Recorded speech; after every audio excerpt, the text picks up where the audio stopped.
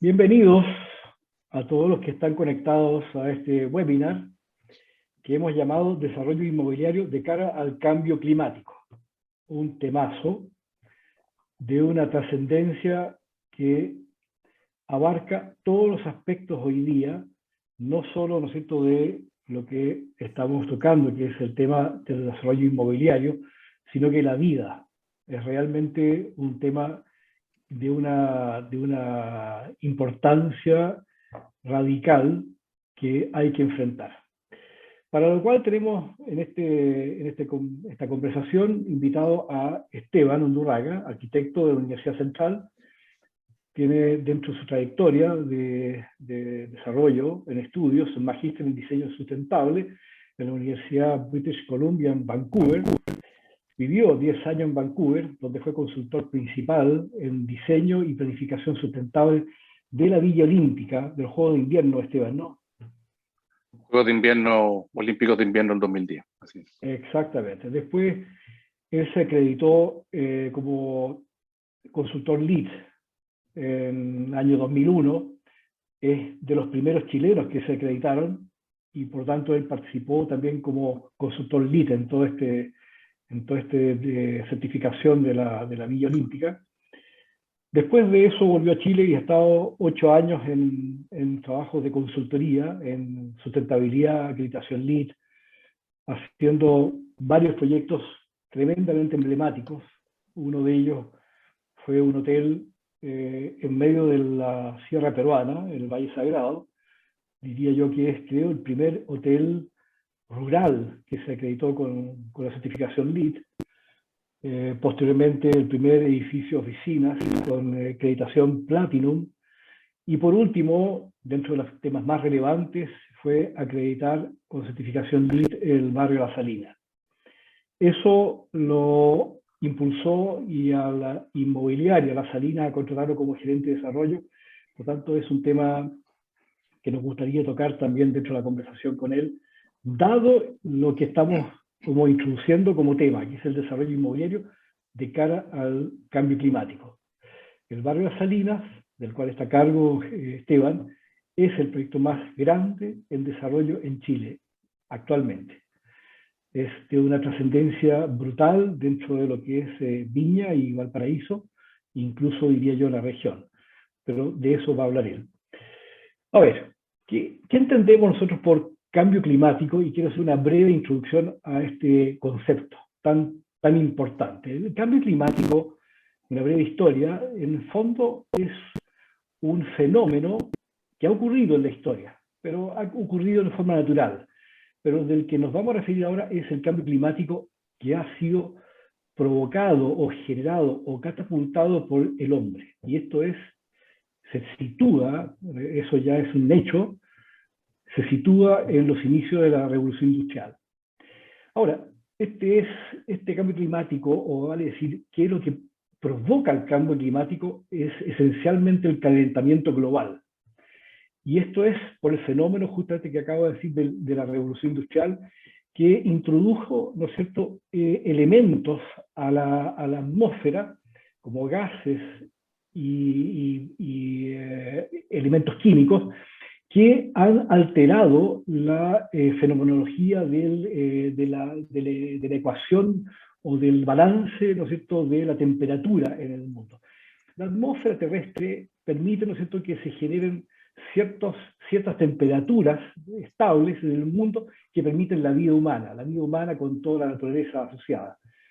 Pero la acción del hombre a partir de la revolución industrial y en una curva de aceleración increíble en los últimos 40, 50, 60 años, está alterando este equilibrio y provocando un aumento de la temperatura global, de tal modo que hoy día ya estamos sufriendo las consecuencias de esta modificación de la temperatura global. Y es tan grave este tema, ¿cierto?, que está provocando cambios climáticos muy fuertes, como el derretimiento de las masas de los hielos en los polos, con lo cual, ¿no es cierto?, aumenta el nivel del mar. Eso va a provocar inundaciones en los litorales costeros, incluso algunas pequeñas islas probablemente definitivamente van a desaparecer. En fin, después los fenómenos meteorológicos están provocando sequías, incendios, muerte de especies animales y vegetales, desbordamiento de ríos, lagos.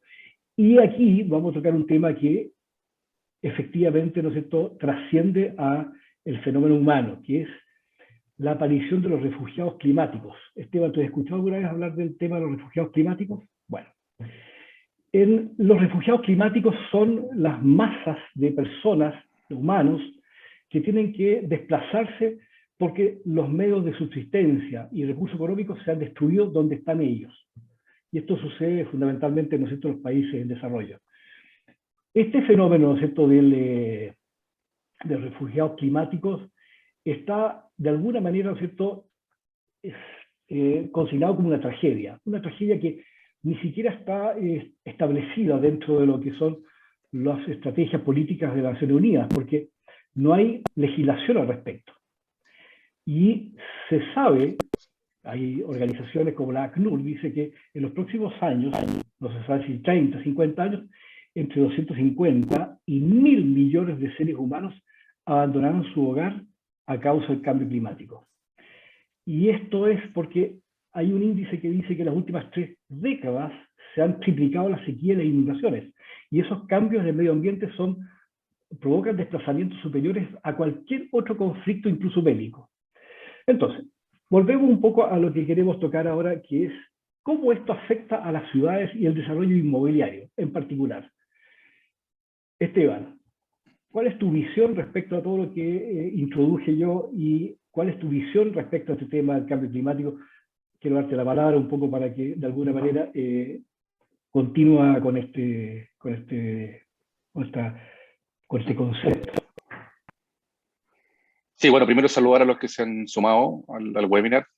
A varios de ellos los conozco, otros no, así que un cariñoso saludo a todos, particularmente a don Luis Peña, entiendo que nos está viendo desde el hemisferio norte. Un gran abrazo, nos tocó trabajar juntos algunas veces. Bueno, Diego Soto. A ver, Diego, sí, efectivamente. No, es bien alucinante encontrarse con viejas caras. A ver, mira, antes de entrar al tema particular de ciudades, solamente hacer una precisión, o más bien mi interpretación en base a la ciencia. La verdad que el calentamiento global, en rigor, no es consecuencia del cambio climático, sino que es al revés. El calentamiento, la atmósfera produce un calentamiento, ¿no es cierto?, por el efecto invernadero, por la acumulación de gases que impiden, ¿no es cierto?, la radiación de la Tierra, y por tanto ese calentamiento, que básicamente calienta las grandes masas de agua, produce una alteración de los equilibrios climáticos. Y por eso es que muchas veces gente dice, oye, nieva en lugares donde no tiene que nevar, ¿de qué calentamiento me hablan? Y básicamente el cambio climático, en todas sus expresiones, es la consecuencia de este calentamiento general de la atmósfera.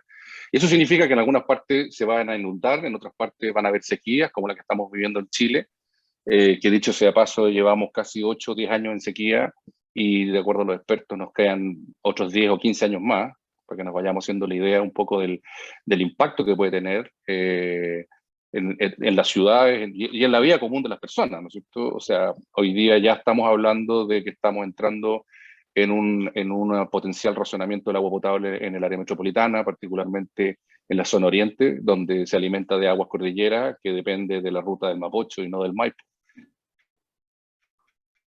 Y eso, entonces, esa es como una primera precisión que yo creo que es importante entenderla, porque el cambio climático va a afectar de distintas formas a distintos lugares y a distintos asentamientos humanos, y lo más importante de todo, a distintas economías sobre las cuales se basa el desarrollo humano. Y por lo tanto también el desplazamiento al cual bien se refiere Wilfred, tiene que ver con eso, tiene que ver que las bases del desarrollo de ciertas civilizaciones, de ciertas regiones del mundo, pierden su capacidad de sustentarse porque las condiciones del ecosistema, las condiciones climáticas que efectivamente lo apoyaban, cambian o se desplazan o se modifican o literalmente desaparecen. Un ejemplo anecdótico, pero al mismo tiempo dramático: hoy día las viñas se están trasladando a la Patagonia, y los valles del Valle de Casablanca probablemente no le queden más de 10 o 15 años de agua en las napas subterráneas. Y eso conlleva toda una economía, ¿no es cierto?, que está vinculada a esas áreas productivas. Ahora, Una pregunta que yo encuentro fascinante es, todo esto siempre suena como de literatura extranjera, esto pasa en otras partes del mundo, sí, la sequía de alguna forma ya la estamos viviendo, pero ¿cómo uno hace una bajada pragmática de qué significa cambio climático en nuestra realidad, en nuestra industria, en nuestro gremio, en nuestra actividad profesional diaria? Y yo voy a Ese poner es un el par tema. de, y voy a poner un par de ejemplos que me imagino que algunos ya lo habrán notado, pero por ejemplo, si ustedes van a Viña del Mar, ustedes se darán cuenta que se están perdiendo las playas, que es el principal activo, ¿no es cierto?, de la ciudad jardín, es el espacio público por excelencia, y hoy día hay playas completamente desaparecidas. La Avenida Perú, no sé si alguno ha visto fotos históricas, tenía una gran playa delante, al lado sur,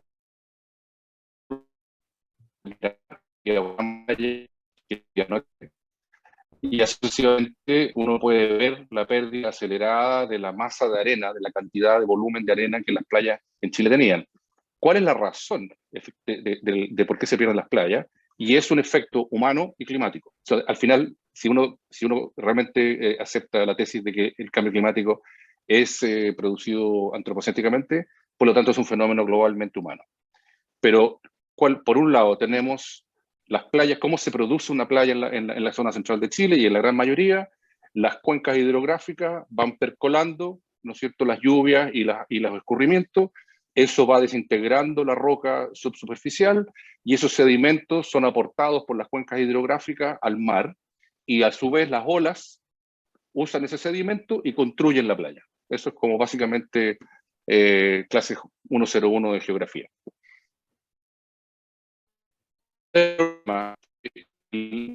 El incremento en ciudades, en la impermeabilización, el uso mal gestionado del escurrimiento de las aguas y la no percolación en las napas subterráneas, que es muy producto de las ciudades altamente pavimentadas que no tienen criterios de sustentabilidad en el diseño del espacio público, por ejemplo. Empieza a haber un escurrimiento en vez de una infiltración, por lo tanto las cuencas cada vez aportan menos sedimento al mar. Y por lo tanto la curva de construcción de la playa empieza a decrecer y al mismo tiempo, por producto del cambio climático, hay marejadas cada vez más intensas, cada vez más violentas, que lo que hacen es horadar la playa en vez de aportarle sedimentación en forma homogénea.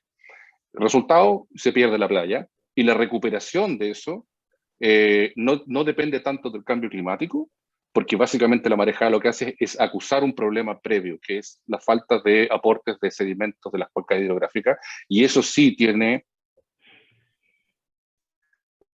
bien en la actividad humana, en la forma en que diseñamos ciudades, etcétera. Entonces, ahí hay un ejemplo bien concreto. El otro ejemplo bien concreto, no sé si ustedes se dan cuenta, los que conocen la quinta región, que es un poco donde más me voy a referir yo, cuando está nublado en la quinta región, hace mucho calor en Santiago y cuando está despejado en la quinta región, generalmente se nubla Santiago. Eso es un fenómeno, es una expresión neta de cambio climático, porque producto del calentamiento de la masa del agua se produce una sobreevaporación del océano y lo que llamamos la vaguada costera, que hoy día está muy incrementada, si uno ve los mapas sinópticos climáticos, ¿no es cierto?, de la costa de Chile, prácticamente toda la costa de Chile tiene vaguada costera en épocas de verano, que es donde se producen las mayores temperaturas en el océano, y se produce una inversión térmica que impide que esa vaguada entre a los valles centrales y ahí se producen los grandes fenómenos de sequía, interior costa, o sea, quinta interior, valles centrales, etc. Y cuando realmente hay un influjo de viento fuerte desde el océano, finalmente esta vaguada costera logra, como un gran ventilador, logra entrar, ¿no es cierto?, en los valles centrales, se nubla en los valles centrales y se despeja la costa. Entonces, ¿qué quiero decir con esto? Que las expresiones de cambio climático son reales, las vivimos todos los días, y la pregunta es cómo uno las incorpora al diseño, cómo uno las incorpora, ¿no es cierto?, en el quehacer de todos los que estamos acá diariamente en el diseño de ciudades, en el diseño de edificios, etcétera. Y ahí las opciones son múltiples. Lo que sí yo creo que antes de entrar en el tema de diseño, creo que hay que hacer una reflexión bien profunda, y es que el modelo tal y como lo conocemos está obsoleto y es simplemente sumar a la curva de decrecimiento y de impacto en la calidad de las personas. Y por lo tanto, Así, revisar las prácticas es clave. claro, eso es a lo que me refería, los desafíos de las ciudades con el cambio climático. Y en eso tú tienes harta experiencia, Esteban, particularmente cuando partiste con el tema de la Vía Olímpica en Vancouver, hoy con el desarrollo de la inmobiliaria de La Salina, que es de una envergadura que evidentemente tiene que recoger todos estos desafíos y esta situación, ¿no es cierto?, el cambio climático, porque en particular La Salina se va a transformar en un modelo en el cual, si no se aplican todas las prácticas que deben aplicarse hoy día para, ¿no es cierto?, de alguna manera dar una señal de qué es lo que hay que hacer para contener el cambio climático adecuadamente en un balance de sustentabilidad. ¿Qué palabra más importante, ¿no es cierto? En el tema, ¿no es cierto?, de el comportamiento de las temperaturas de los edificios, del espacio público, ¿no es cierto?, y sus sombras, del aire, de, ¿no es cierto?, los recursos que tú tienes que implementar. O sea, cómo vas a manejar el agua hoy día en cualquier proyecto inmobiliario o desarrollo inmobiliario de una mayor escala. ¿No es cierto? Habitualmente se pensaba que cuando se hacía una ciudad, la ciudad entera vaciaba su alcantarillado a una planta y esa planta las trataba y tiraba el agua, ¿no es cierto?, río abajo, a la cuenca abajo. Hoy día en Europa se hace distritalmente el manejo de las aguas residuales y se devuelve el agua para poder regar jardines, espacios públicos o incluso las redes de aguas grises. En fin, hay una cantidad increíble de oportunidades que está provocando este tema del cambio climático en el desarrollo inmobiliario. Y preciso aquí lo que quiero decir de desarrollo inmobiliario, no es en particular el hacer un edificio, no, es cómo hacemos el desarrollo inmobiliario en escala media, mayor, ¿no es cierto?, ciudades, que también van a ser afectadas, ¿no es cierto?, por lo que introduje al principio, ¿no es cierto?, con la migración, ¿no es cierto?, de esta tremenda tragedia en la cual está migrando una cantidad enorme de gente a lugares que sean más seguros, donde puedan tener oportunidades, ¿no es cierto?, de tener un resguardo frente, ¿no es cierto?, a la destrucción de sus hábitats. Las ciudades van a tener que realmente rediseñarse a partir de este fenómeno del cambio climático y de este tremendo impacto. Es ahí donde quiero apuntar a ti, Esteban, en cuáles son tus reflexiones, porque me imagino que tienes mucho aporte para hacer eso. O sea, evidentemente que hay todo un área, ¿no es cierto?, que es por lo demás lo que ha predominado en esta como industria relativamente nueva del diseño sustentable, de la eficiencia energética, a lo cual yo me dediqué, no sé, 15 años, me he dedicado 20 años a eso, pero evidentemente, o sea, yo he llegado a la convicción de que en absoluto no es suficiente. O sea, sí tiene un aporte el diseño sustentable y toda la paleta de criterios de diseño y tecnología el movimiento de edificios, de las construcciones, de las edificaciones, y particularmente, no solamente desde el punto de vista de la eficiencia energética, tiene un impacto directo en la calidad de vida de las personas que trabajan, habitan o se recrean en estas edificaciones. ¿No es cierto? En la época, diría en los años 70, 80, 90, como que la palabra sustentabilidad o cambio climático estaba asociado más bien a eficiencia energética. ¿Cómo hacemos para tener la misma vida, pero gastando menos energía? La verdad que eso no soluciona, la verdad que no soluciona mucho, pero sí tiene un impacto en la calidad de vida de las personas. Por ejemplo, cuando uno diseña un edificio en forma pasiva, yo lo que hago es reducir la cantidad de consumo, no hago más eficiente el consumo. Yo siempre fui bien crítico del concepto de eficiencia energética porque al final lo que buscaba era cómo yo logro más cosas con la misma cantidad de energía. Que es como yo reduzco el impacto ambiental, energético, etcétera, de lo que sea la actividad humana. Pero antes de pasearnos por las tecnologías o las criterios de diseño de edificio, yo quiero volver a algo que tú mencionaste, que es el tema de las ciudades. Yo creo que hay algo que es absolutamente fundamental de entender hoy día, y es que las ciudades son y van a ser el principal instrumento de mitigación y adaptabilidad al cambio climático. Correcto. Como un todo. Por lo tanto, esto es importante creo yo, para el mundo inmobiliario, para los que somos arquitectos o ingenieros y que nos dedicamos a resolver problemas como puntuales y no somos responsables de la ciudad como total. Aquí es donde viene un concurso importantísimo entre políticas públicas que miren el total de la ciudad. Yo siempre he sido muy fanático de los supraalcaldes, por ejemplo, de las áreas de las conurbaciones urbanas, porque efectivamente hay que entender la ciudad, el fenómeno urbano, como un ecosistema multifactorial, multifuncional. Hay un montón de aspectos, y particularmente en lo social. Y la ciudad es el lugar, y voy a poner un ejemplo súper básico. En el modelo antiguo, más extractivista, ¿no es cierto?, de la ciudad, donde yo convierto suelo barato y hago un negocio inmobiliario y lo vendo más caro, ese modelo tiende a la expansión urbana. El modelo, por ejemplo, el incremento de la dependencia del automóvil, sobre todo en ciudades que tienen mala planificación de transporte público, lo que hace es entregar finalmente herramientas de gestión o procesos de gestión para favorecer el uso del automóvil, y ahí viene el tema de la demanda inducida. Yo, mientras más fácil, Peñalosa lo decía, yo, mis políticas están orientadas a esas personas, y siendo injusto con las personas que no tienen un auto. Entonces, ¿qué es lo que ocurre? La ciudad en ese modelo era una ciudad expansiva. Y la ciudad, al expandirse, básicamente convierte suelo que es, entre comillas, sano, que presta servicios ecosistémicos, que es la mejor herramienta para mitigar cambio climático, por suelo urbanizado. Y ahí vuelvo al ejemplo anterior, la impermeabilización de la superficie, la falta de percolación de aguas lluvias, etcétera, etcétera. Eso de alguna manera, Esteban, tiene que ver con urbanismo sustentable, que de alguna manera es el contrapunto, ¿no es cierto?, de lo que antiguamente se hablaba de arquitectura sustentable, como hablabas tú de diseño de edificios. Hoy día casi no es tan importante hacer arquitectura sustentable, porque ya se superó esa barrera, sino que hoy día es el urbanismo sustentable el gran quid pro quo.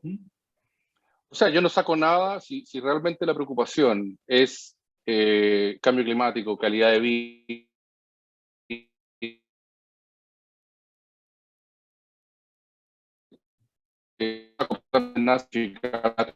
en el suburbio o en una zona que antes era rural. ¿Te fijas? Sí. Por lo tanto, ahí es cuando yo digo que el diseño en particular se hace irrelevante, o se hace relevante solo para el que habita esa edificación. Pero en el gran esquema de las cosas, ahí donde yo creo que hay un sentido de responsabilidad, y que tiene que ver con mirar más allá del negocio inmobiliario o del equilibrio económico que un negocio inmobiliario requiere. Y no lo estoy diciendo como un juicio de valor, es así, y de hecho yo soy responsable de un negocio inmobiliario que tiene que estar equilibrado. Y uno tiene que de alguna forma tratar de impulsar desde la práctica esas políticas públicas, tiene que buscar, yo estoy convencido de que el futuro de las ciudades pasa por la alianza público-privada, y por lo tanto los privados tenemos un enorme rol de la yo acabando, pero es importante que la industria también se alinee con principios que son colectivos, porque el desafío es colectivo. El cambio climático, que por lo demás, dicho sea de paso, no lo vamos a solucionar. O sea, hace mucho rato que la clave es adaptabilidad. La pregunta es cómo nos adaptamos, porque ya está. O sea, es irreversible. Sí. Oye, Esteban, te voy a meter aquí un vector que no hemos tocado y de alguna manera recién se está tomando como un tema realmente grave dentro de nuestro país, que es el tema de la carencia de vivienda o el déficit de vivienda. Hay estudios que dicen que estamos cerca de las 800.000 viviendas en déficit, que ya es escandaloso. Esa cifra es una cosa increíble, porque es una cantidad enorme de habitantes o familias que no están incorporadas a la economía, a la sociedad, a una vida urbana razonablemente equilibrada, y que si a ellos, a este déficit, sumamos los que van a migrar, dado este escenario tremendo, ¿no es cierto?, que es el cambio climático y lo que va a provocar en la destrucción del hábitat para muchos de los habitantes, que todavía no lo sufren, pero no, como tú decías, con la sequía, con las grandes tormentas, el subida del nivel del mar, va a haber una migración de más habitantes que van a venir de una forma muy desamparada a buscar refugio en las ciudades. Si sumamos eso allá a los 800.000 o 700.000, que ya para mí es una cifra increíble, ¿cómo? Pero eso ya escapa quizás a esta conversación, porque eso ya es un tema público, un tema de políticas públicas, política de gobierno. Pero realmente cuando uno mira, ¿no es cierto?, este tema del cambio climático y cómo afecta al desarrollo inmobiliario, lo acabas de decir tú, afecta a la ciudad. Y ya no podemos mirar, ¿no es cierto?, la parcelita o el desarrollo inmobiliario aislado, sino que hay que preocuparse desde ya absolutamente de las ciudades, de lo que tú decías, o sea, tratar de reducir, ¿no es cierto?, la movilidad entre el trabajo y el lugar donde uno se vive, bajar, ¿no es cierto?, el gasto y la calidad de vida, mejorarla, o sea, muchos insumos que hay que juntar para que realmente esto de alguna manera logre superar la virtual tragedia que puede sufrir el mundo, ¿no es cierto?, con respecto al cambio climático. Es un escenario catastrófico, pero que hay que tomar medidas ahora. Y eso es un poco lo que te quiero invitar a que tú des tu opinión o des más datos que son tan interesantes. Sí, claro. Bueno, sería también interesante escuchar también a los... Pero brevemente, un poco lo que te estás refiriendo, voy a poner un ejemplo bien concreto, y es el caso que a mí me ha tocado más estudiar por lo que me toca hacer hoy día con el desarrollo del barrio La Salina. Eh, a ver, efectivamente, más allá del cambio climático, no, el déficit en Chile es obsceno. El déficit de la vivienda es absolutamente obsceno. Es muchísimo más grave que el tema de los campamentos, siendo que los campamentos es bien dramático. Yo creo que la próxima crisis social inminente es el tema de la vivienda, porque simplemente las políticas de Estado no están dando. O sea, hoy día el Estado genera aproximadamente 65.000 unidades al año y necesita el doble, ¿te fijas? Para empezar a revertir la curva de déficit y llegar a un déficit de alguna forma razonable. Eh, Claramente, no, y es más, hay un fenómeno que no sé si alguno de los presentes lo ha visualizado. A mí me ha tocado mucho estudiar la relación que hay entre el centro de la ciudad. Por ejemplo, Viña es una ciudad eminentemente turística, que recibe mucha población flotante, que busca ese activo, ¿no es cierto?, busca el esparcimiento, y por lo tanto ejerce una enorme presión sobre el valor del suelo en el borde costero. Eso invariablemente hace desplazar a la clase media tradicional que solía vivir en el borde costero, en la población Vergara, en el plano de Viña del Mar, y lo que hace es que se va a buscar soluciones habitacionales y ahí empieza a producirse el drama del déficit porque esas soluciones no van a la par de la migración de la gente que se ve desplazado por esta gentrificación de los centros urbanos.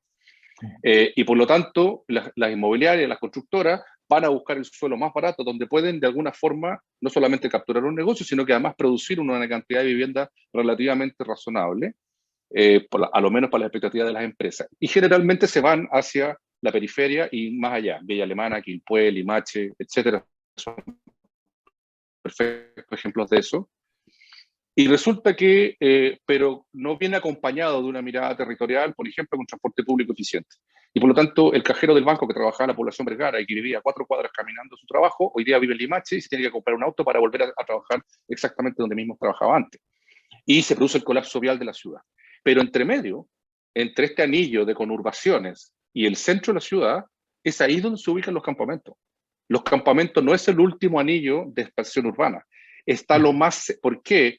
Porque el campamento lo que hace es tomarse un terreno lo más cercano posible al centro donde están las mayores oportunidades económicas. Entonces las personas, gatillados además por el déficit y por la falta de soluciones habitacionales, prefieren tomarse un terreno ilegalmente, construir una media agua con 3 fonolas y estar El a una caso de las distancia favelas en relativamente... Río de Janeiro. Exactamente, pero están a una distancia caminable para ver, por ejemplo, ir a hacer comercio ambulante en el centro de Viña. Por lo tanto, hay una codependencia territorial entre los campamentos y los centros. Y el déficit además se produce además en este desplazamiento. Por lo tanto, aquí hay un ejemplo, por lo menos cómo lo estamos enfrentando nosotros. Y aquí hay una decisión corporativa y aquí es donde yo un poco apelo al sentido de responsabilidad de las empresas, partiendo por la nuestra. Nosotros estamos en uno de los terrenos más caros de Chile y estamos exactamente frente a la playa. O sea, nosotros podríamos haber hecho el negocio del siglo en departamentos de segunda vivienda. Lo habríamos vendido en blanco. ¿Te fijas? Sin embargo, nosotros tenemos un principio urbanístico que es generar una nueva centralidad y de alguna forma aportar un modelo de solución al déficit de la vivienda. Nosotros no vamos a solucionar el problema, pero sí creo que las empresas tienen que adoptar prácticas que replicadas y en agregación aportan a la solución junto con el sector público. ¿Qué es lo que hicimos nosotros? Primero, una estrategia muy compleja de favorecer la primera vivienda. Y entre otras cosas, la forma de favorecer la primera vivienda dentro de ese paraguas, lo que hicimos fue alejarnos de los modelos de productos inmobiliarios propios de la segunda vivienda, que son un clásico en la quinta región, y nos fuimos a modelos que no responden tanto a las expectativas del turismo que viene de afuera, sino que más bien a las familias, por ejemplo, a las familias jóvenes que necesitan un lugar donde partir. Hay hoy día un sinnúmero de innovación en el MIMBU con instrumentos de subsidios al arriendo, de favorecer un poco, ¿no es cierto?, la movilidad social en torno al tema de vivienda. Y por lo tanto nosotros además incorporamos entre un 15 y un 20% de productos inmobiliarios que se subsidian con estos instrumentos, lo cual a su vez no solamente de alguna forma entrega un porcentaje, estamos hablando casi 350 unidades habitacionales en el centro de Viña frente al mar, con subsidio con el DS 56, sino que además se transforma en sí mismo es algo que atenta contra el concepto de segunda vivienda.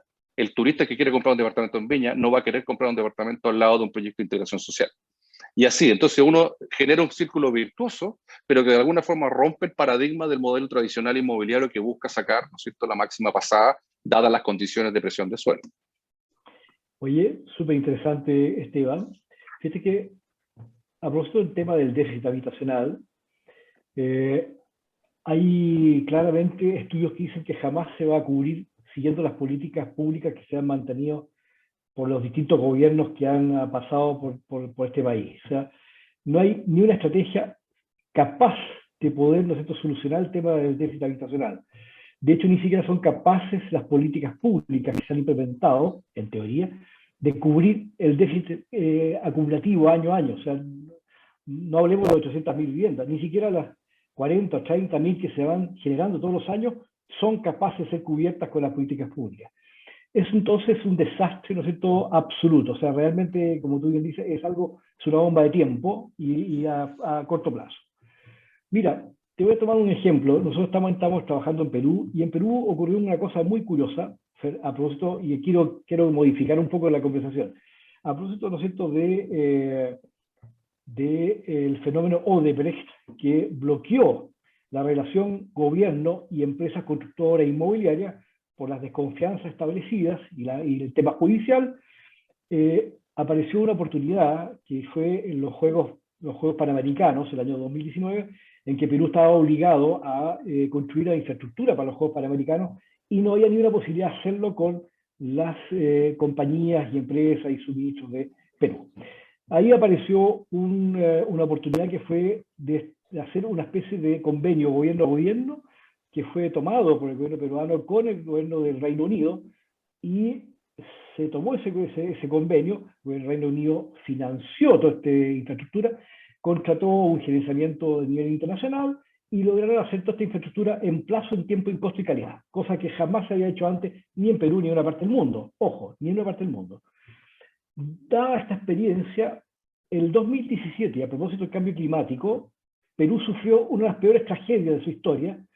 En 2017 se produjeron los huaicos, que son avalanchas de tierra y barro y agua que destruyeron 7, 8 o 9 valles, desde Lima hasta Piura.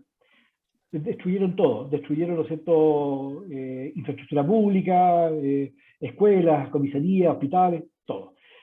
Y volvió a plantear este tema de un convenio gobierno-gobierno, lo hizo nuevamente, se firmó y están trabajando a una velocidad impresionante y con fondos que son provistos por un gobierno controlado por este otro gobierno, no sé, no por Perú, pero sin embargo, ¿no es cierto?, dirigido y vigilado por entes del gobierno peruano puestos al servicio de estos proyectos.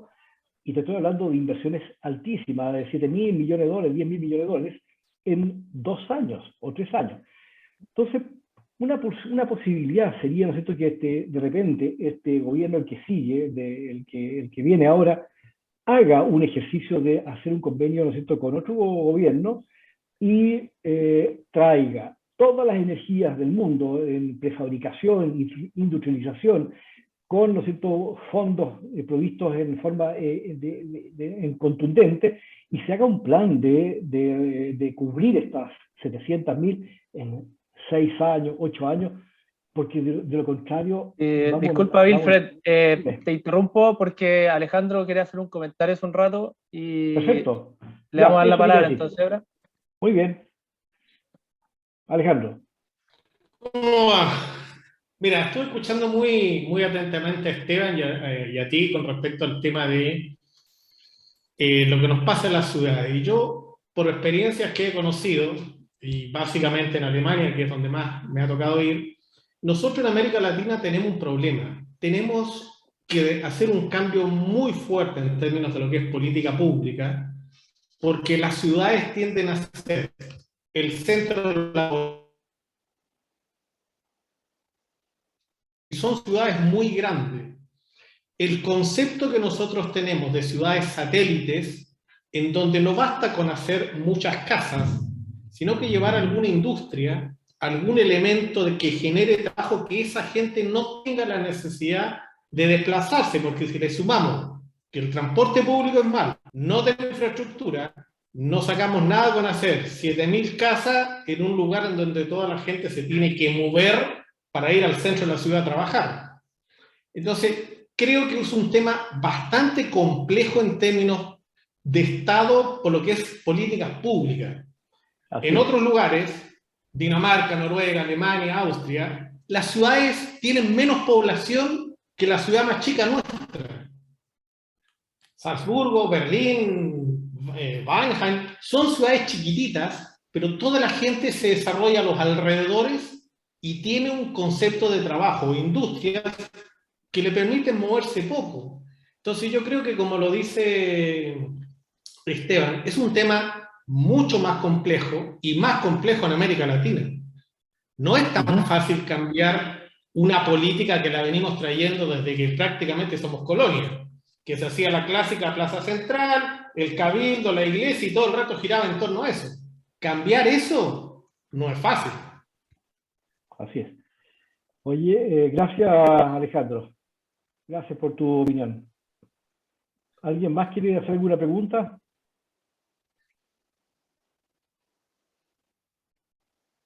Ok. De hecho, si puedo comentar lo que dice Alejandro.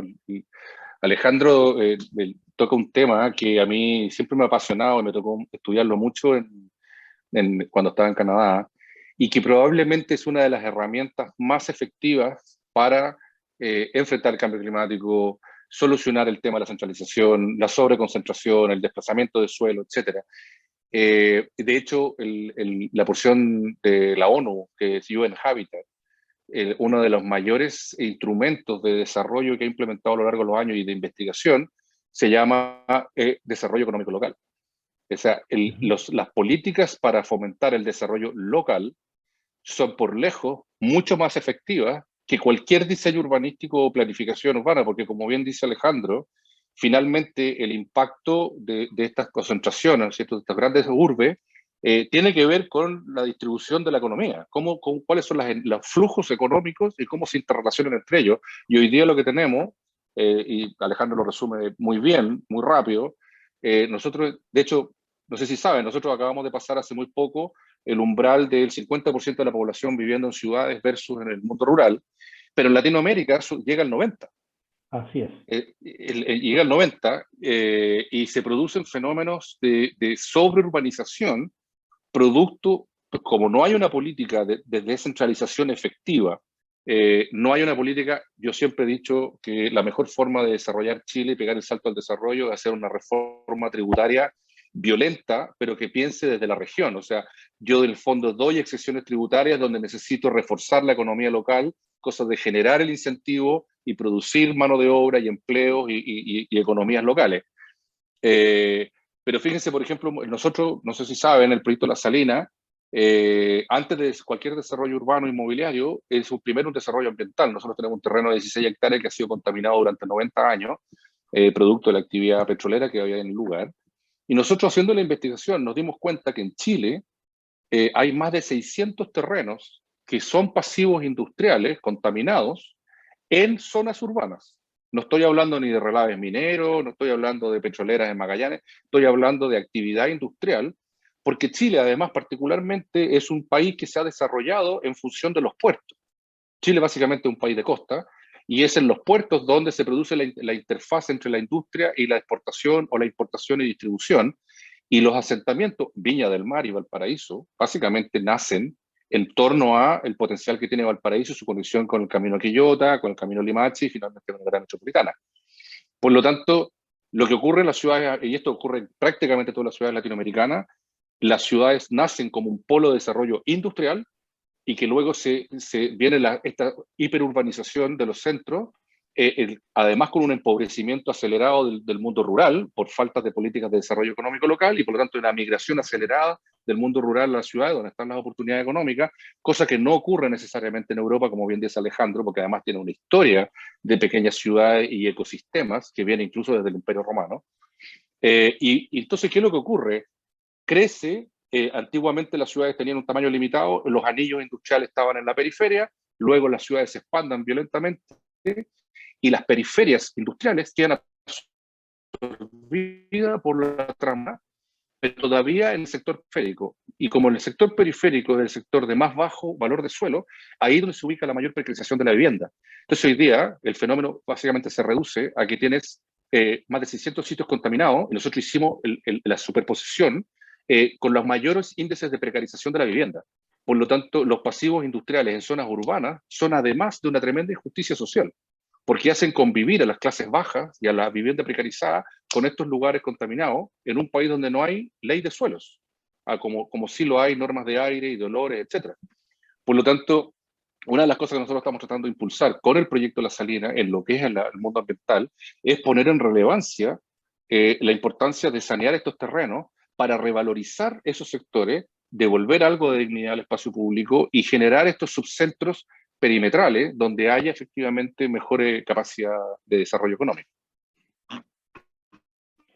Y entre tú y Alejandro han tocado un tema súper interesante que son los pasivos o las industrias que en las políticas públicas de planificación urbana se han desplazado fuera, ¿no es cierto?, de las zonas habitadas y por tanto han generado esta tensión que dice Alejandro que hay que movilizarse hacia el lugar del trabajo. Esta disgregación, ¿no es cierto?, zonificación que hace que todo esté lejos de todo, es algo que ha dañado, ¿no es cierto?, el ecosistema del urbanismo. Y de alguna manera es porque venimos heredando, ¿no es cierto?, las condiciones que se le han imputado a estas cosas. Por ejemplo, la vivienda tiene que estar aislada en un lugar, ¿no es cierto?, en que se conviva bajo ciertas reglas. La industria, como es una cosa nefasta, es contaminante, ruidosa, bla, bla, bla, tiene que estar lejos. Pero eso es absurdo. De hecho, hace unos años atrás me tocó una experiencia de visitar en Alemania una fundición de cobre, que a todo esto fundía cobre que traían de Chile desde hace muchos años. Y la fundición estaba en medio de Hamburgo, o sea, estaba en un barrio de Hamburgo, así como si estuviera en Ñuñoa.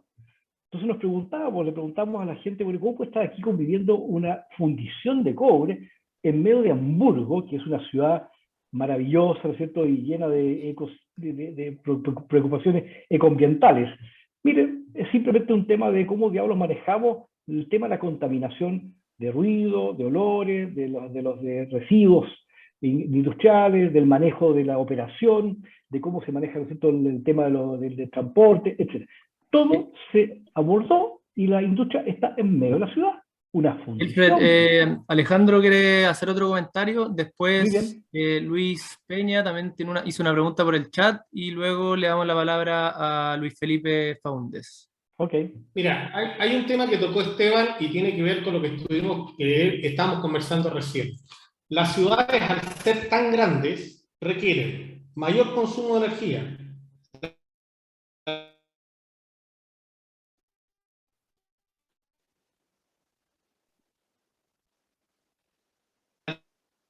Tenemos que necesitamos agua. Y normalmente la ciudad, mientras más grande es, mayor es el consumo y el impacto medioambiental es mucho más grande y más fuerte. De hecho, lo cuento cortito, hay una ciudad acá en Argentina que se llama Bahía Blanca. Construyeron 7 torres muy lindas, de lujo, no tienen agua porque no hay de dónde sacar agua potable. Entonces, construir ciudades grandes o hacer ciudades grandes y no ciudades satélite es un impacto al medio ambiente y un cambio climático muy fuerte actualmente, muy fuerte. Requiere agua, energía, infraestructura, cosas que no hay. Eso es lo que estaba hablando Esteban y me pareció un muy buen tema. Ok, Luis Peña.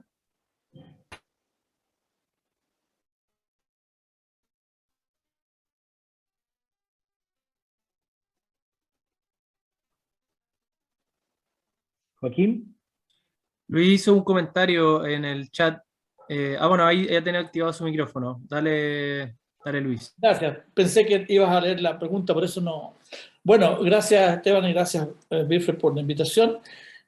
Mi comentario es un poco resultado de lo que escuché hoy día en la mañana, en la tarde, a mediodía digo. Roberto Saller, el presidente del Banco Central, fue invitado a la reunión de inicio de actividades del Comité de Especialidades en la Cámara de la Construcción. Y junto con reiterar que no va a ser ministro de Hacienda, fue lo primero que se le preguntó, no es compatible en su comentario, no es compatible con, o no es muy amigo de las exenciones tributarias. Entonces, por eso le preguntaba yo a Esteban si acaso era un comentario al pasar o es una propuesta. ¿Por qué me preocupa? Me preocupa porque primero tenemos un cambio de gobierno frente a un evento como es el que estamos viviendo, no solamente de la pandemia, sino que del cambio climático que ustedes también han expuesto, en donde pareciera ser que las personas más preparadas deben asumir estos cargos tan relevantes, ¿no?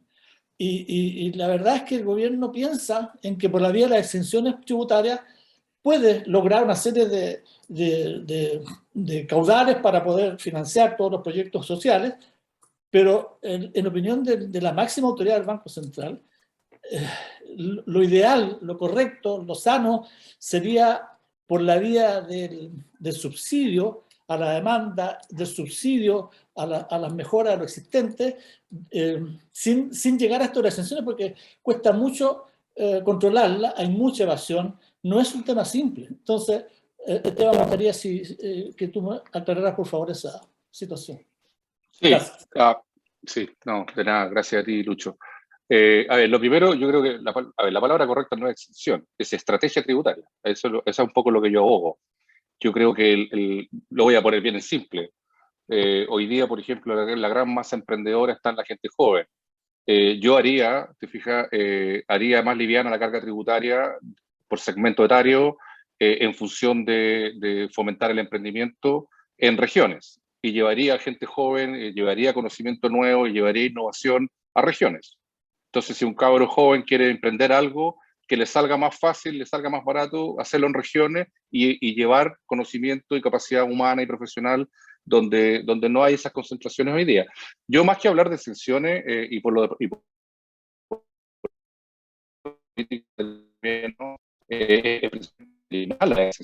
porque precisamente de ahí donde hay probablemente una fuga tributaria importante y se podría capturar. Pero yo estoy hablando de otra cosa muy distinta. Yo estoy hablando de una estrategia nacional que apunta a equilibrar los desarrollos económicos locales, fortaleciendo las regiones que hoy día sufren el desmedro de las grandes concentraciones de capital y de recursos en las grandes ciudades. Dicho en simple, yo haría mucho más caro vivir en grandes ciudades y mucho más barato vivir en las ciudades más pequeñas. Y yo estoy convencido que eso claramente va a redundar en una redistribución de la capacidad profesional, del emprendimiento, de la intelectualidad, de la capacidad de investigación, de I+D, y van a generarse esas industrias que bien se comentaba Alejandro y Wilfred, que se dan mucho en Europa, donde las ciudades pequeñas tienen una comunidad en torno a ciertas actividades económicas que persisten en el tiempo, y cuando uno se pregunta por qué una industria puede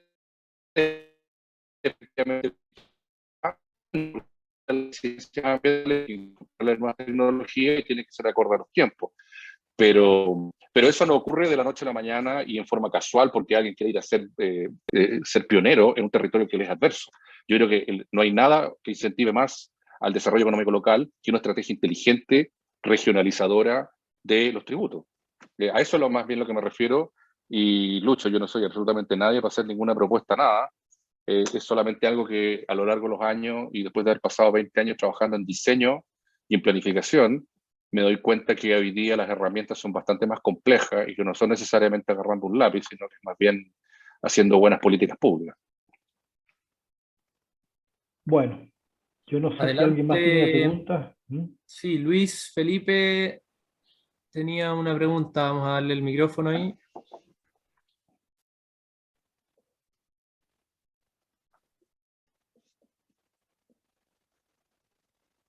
Y Felipe. ¿Sí me escuchan? Ah, ¿qué Sí. tal, Birfet? Esteban, un gusto en conocerte. Encantado.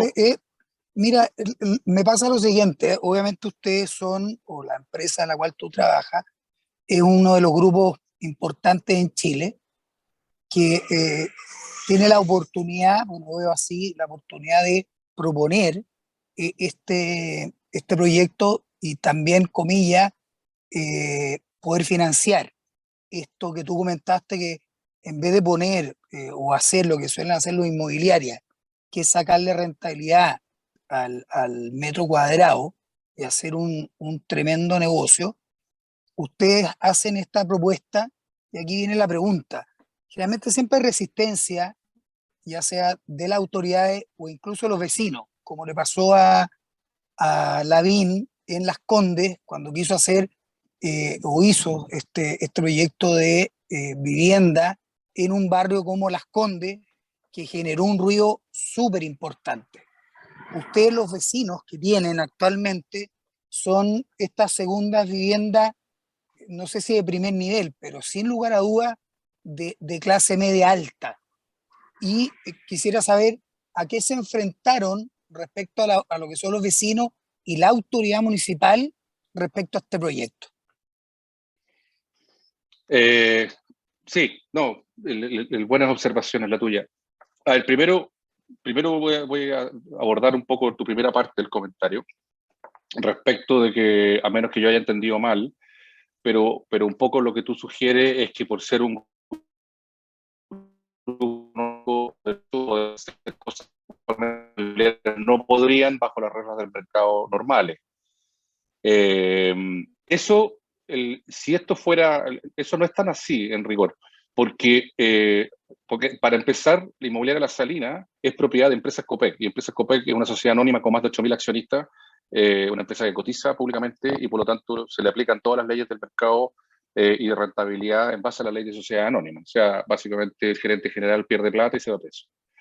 Y además nosotros, Empresas Copec, nos hace una exigencia de equilibrio económico con tasas de descuento que son de mercado y las rentabilidades que son de mercado.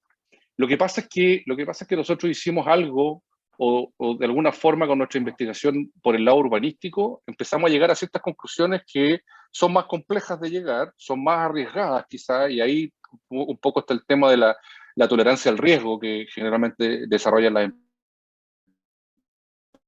empresas. Como de oro, diría, fue que nos dimos cuenta que lo que tradicionalmente era considerado un impacto en la línea de flotación de un proyecto, que es el espacio público, que tradicionalmente se ha visto como una carga, ¿no es cierto?, como un gasto, hoy día tiene un impacto fenomenal en el valor del producto inmobiliario. O sea, yo hoy día puedo construir menos si es que hago mejor espacio público, lo cual es contraintuitivo a ciertas lógicas de mercados tradicionales.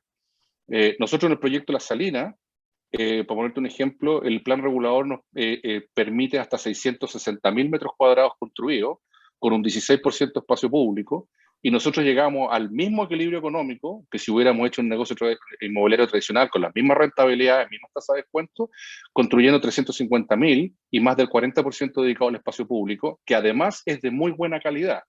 No es solamente espacio abierto, hay buenos arquitectos, hay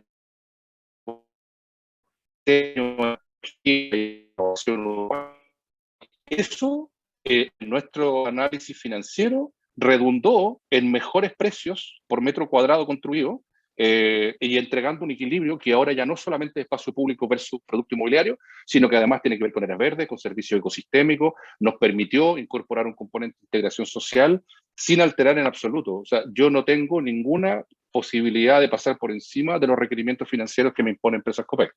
Así que es un poco para contarte ahí, por ejemplo, hay una forma distinta de mirar el modelo que yo creo que cada día va a tener más repercusión. Ahora, ¿cómo nos recibieron los vecinos? Estamos en un país muy raro. O sea, hoy día aquí ya no son temas necesariamente inmobiliarios o de mercado, o si hay más metros cuadrados o menos metros cuadrados, yo sí saco algunas conclusiones. En países sudamericanos, y un poco lo que hablábamos sobre hay muy poca cultura sobre la densidad de las ciudades. Son ciudades que históricamente han crecido en la horizontal y no necesariamente en la vertical, que no es lo que pasa en centros urbanos como Toronto, San Francisco, Seattle, el mismo Berlín, etc. Nosotros tenemos, el latinoamericano tiene poca cultura de densidad y generalmente la densidad está asociada a problemas más que soluciones. Y eso es porque, las mismas anomalías que estábamos hablando de las ciudades latinoamericanas. Son ciudades que tienen mal transporte público, son ciudades donde los centros son peligrosos. ¿Por qué? Porque se vacían en la noche, porque la gente termina viviendo en la periferia, etc. ¿Cuál ha sido la estrategia de las grandes ciudades o estas ciudades intermedias que son pujantes? Es revalorizar el centro. Pero lamentablemente, claro, hay una cultura antidensidad, antialtura, todo el mundo habla de las megatorres, etc. Cuando en definitiva uno camina por Manhattan y nadie mira cuántos pisos tiene un edificio, pero la calidad del Central Park y los espacios públicos es innegable.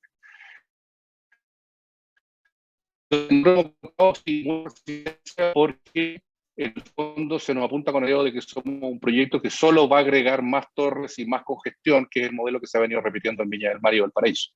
Cuando la realidad es que la razón de la congestión es precisamente porque Viña del Mar y Valparaíso no han invertido en revalorizar el centro de las ciudades y la gente sigue desplazándose hacia la periferia, priorizando el negocio del turismo, que hace presión sobre el valor del suelo y que finalmente provoca ese desplazamiento.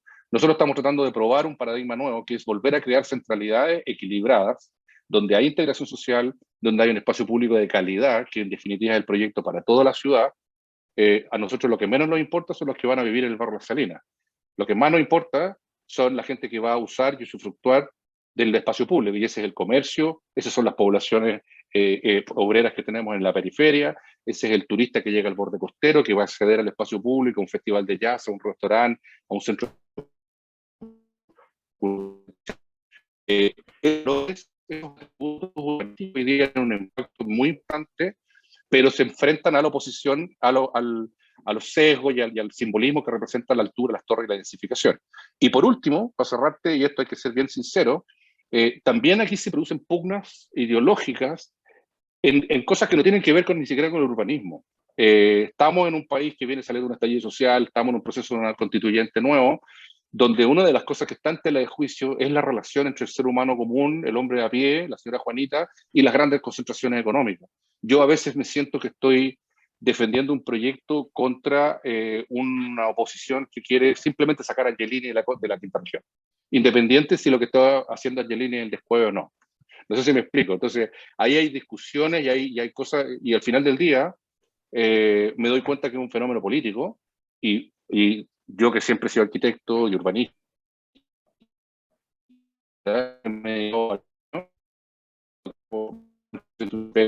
es política. O sea, hacer ciudad es hacer buena política. Y el que no entienda eso, incluso desde el punto de vista inmobiliario, los proyectos van a tender al fracaso cada vez más estrepitosamente. Oye, Esteban, yo creo que ha sido súper interesante tu intervención y tus comentarios, y también las preguntas que nos han hecho Alejandro, Luis.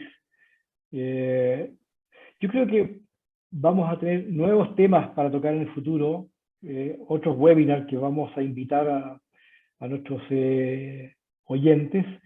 Por lo tanto, Esteban, si es que no hay otra pregunta, yo quisiera que ya nos despidiéramos porque ha pasado más de una hora y la verdad es que estamos llenos de ideas en la cabeza, información que ha sido súper interesante.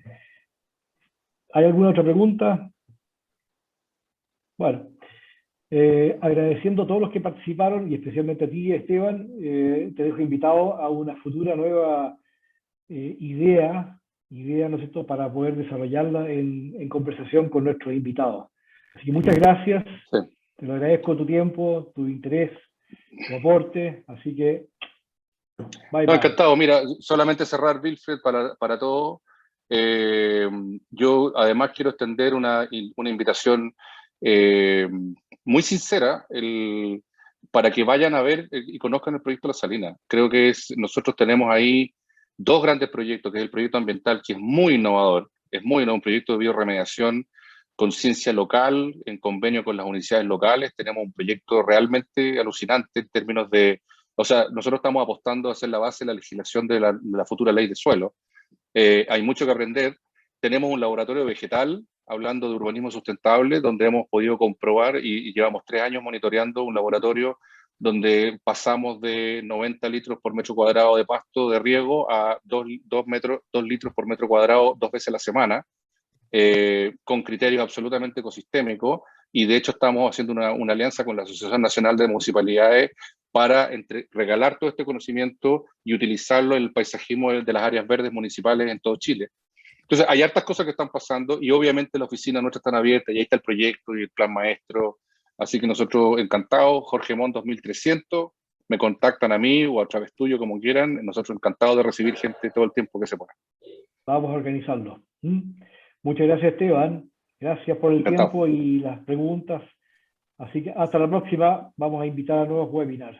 Bye, bye. Vale. Gracias. Saludos a todos. Gracias. Gracias. Chao, chao. Gracias a todos.